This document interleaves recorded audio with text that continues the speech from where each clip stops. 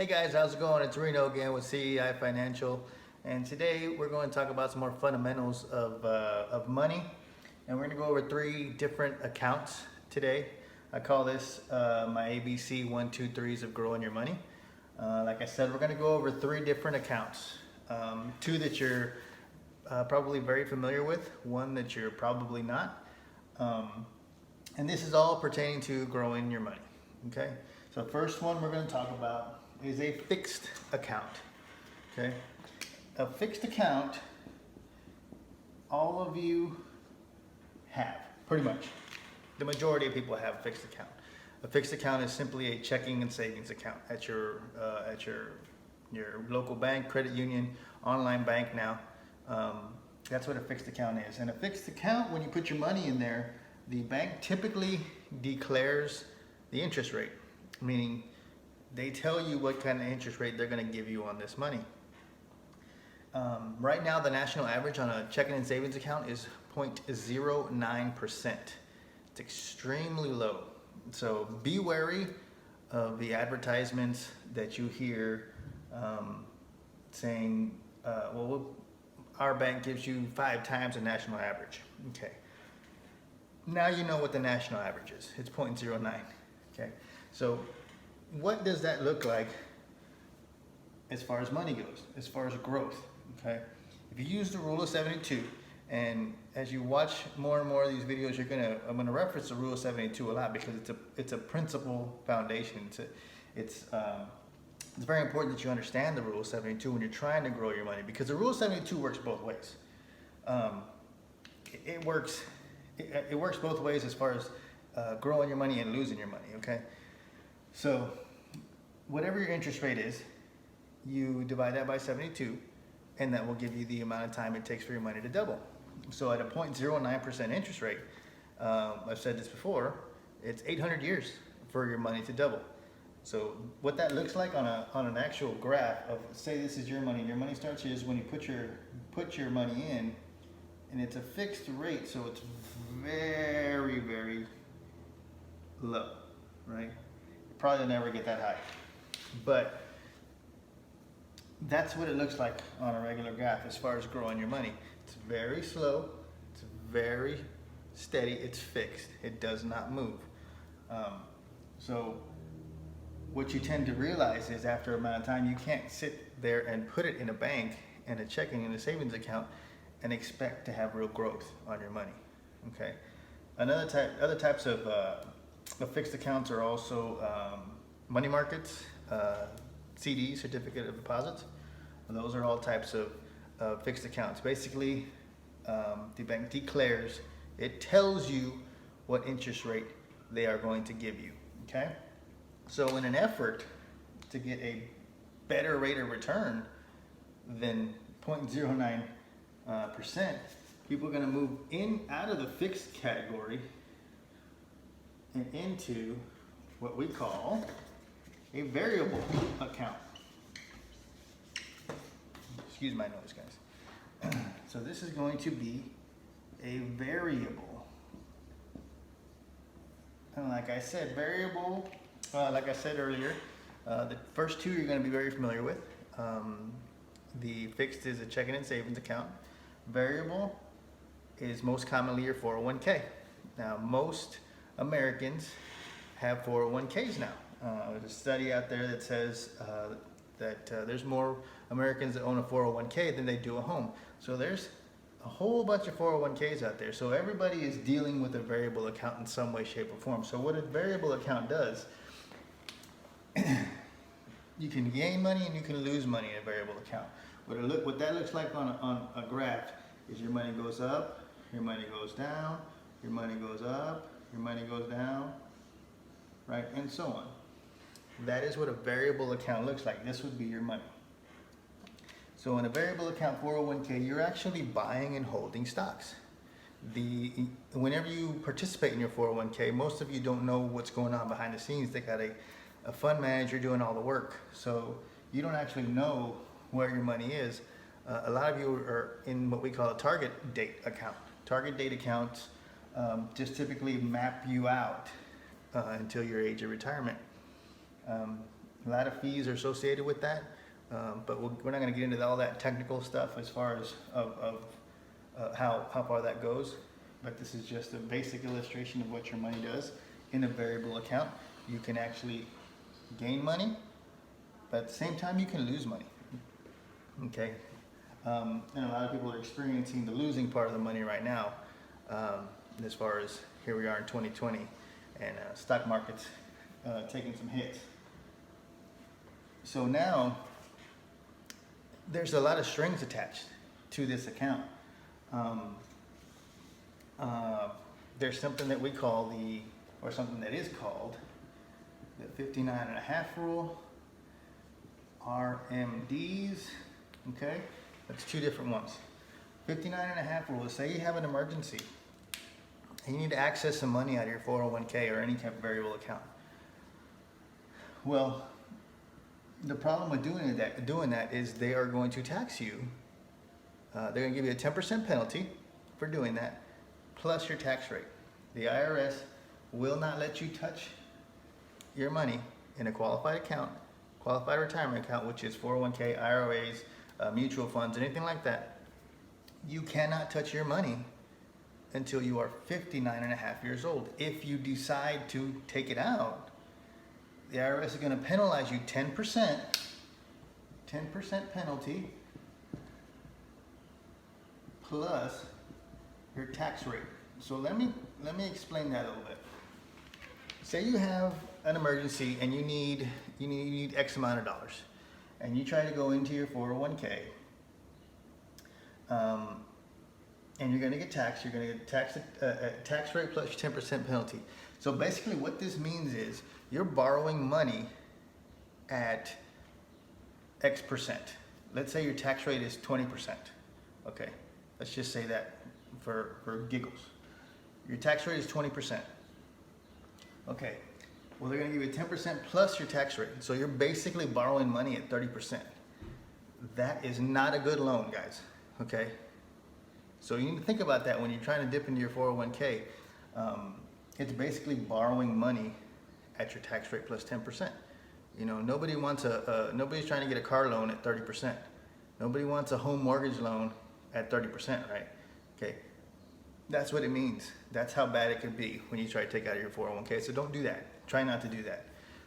The second string that's attached on one of those is called RMD, which is called required minimum distribution. Required minimum distribution begins at 70.5.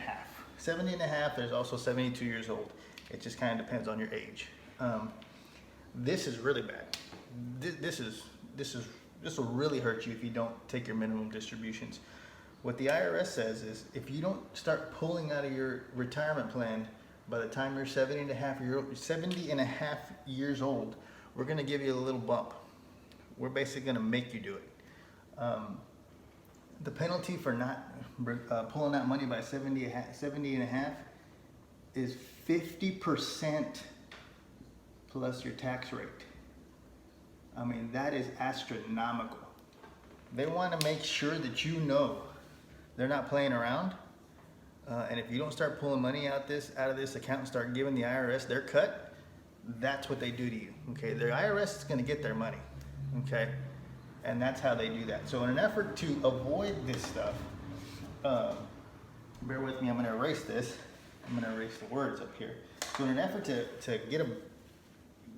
kind of get out of those strings that's holding you back on all this other stuff from getting access to your money, people jump out of this variable account and come into what's become very popular actually within the last few years, which is the C category of account, which we're talking about today. And that account is called an index account.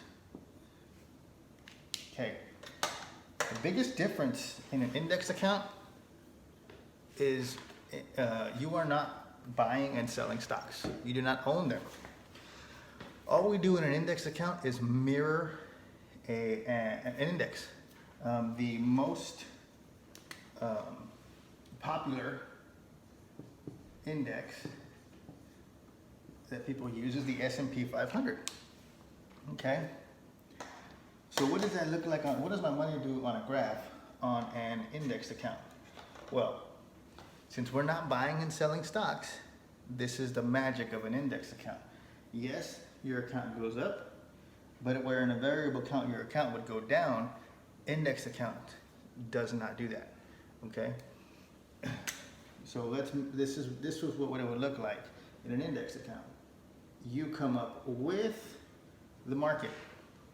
Okay? And you see where the market takes a sharp drop.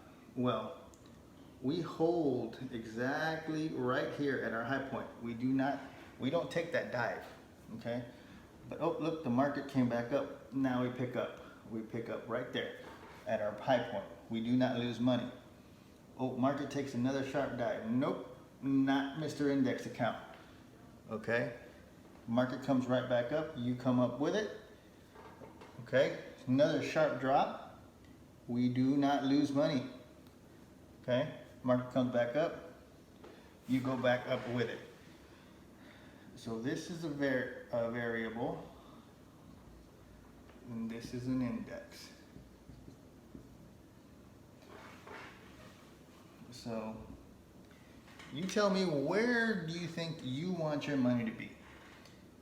I think you would want to not lose a dime in the market, right? That's where I would do it. That's where I do it now. But this has become very popular, and you're going to ask yourself, okay, wait a minute, hey, what's the catch? You can't just, how do you not lose any money in the stock market? How are you able to come up but not go down? Typically the companies that do this have very deep pockets, and you do have to qualify, but the qualifications to get into these things are not very stringent.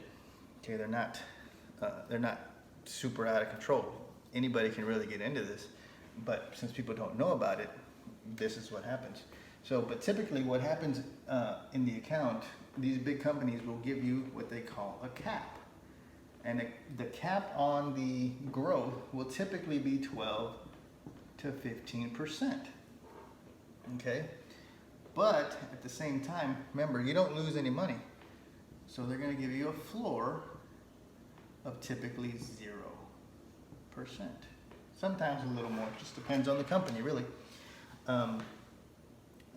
So what this means is you're going to get all the gains of the stock market up to 12 to 15%, wherever the cap rate is. You're going to get all that. So if the market goes up 20%, you get 15 if your cap rate is 15.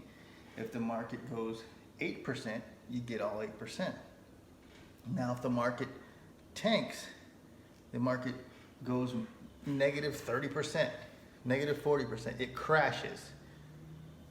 That floor protects you from that crash. That floor keeps your principal right where it is. And when that market shoots right back up, you pick up exactly where you left off and you come up with the market. Okay? That is how they do that.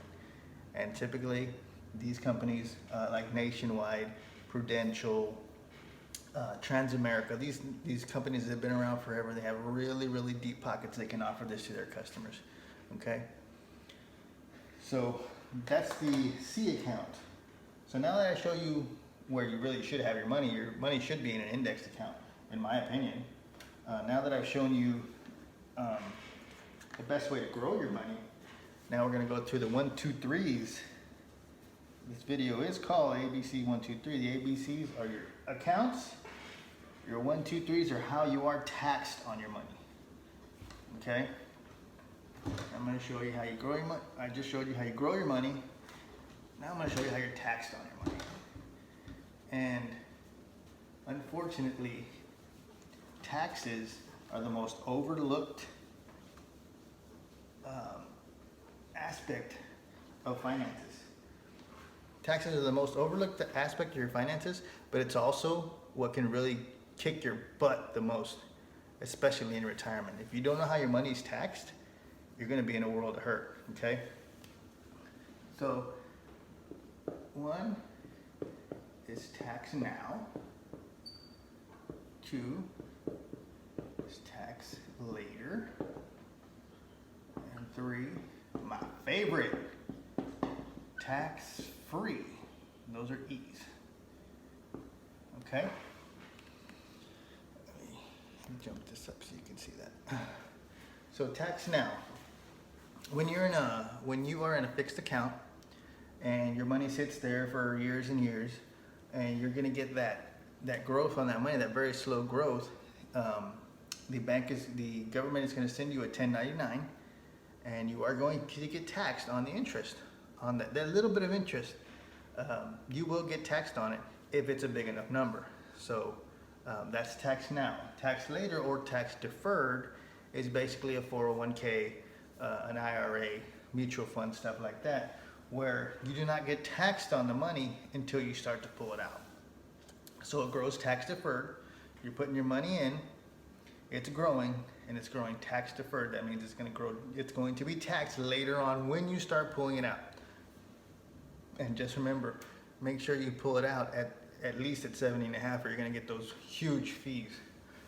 My favorite is tax-free. That means you can pull the money when you want, and it comes out 100% tax-free. Okay? That right here is what we can establish in an indexed account that we showed you earlier. So as you can see, that indexed account, Roth IRA is also the same kind of thing, tax-free growth. But the indexed account is going to be the same.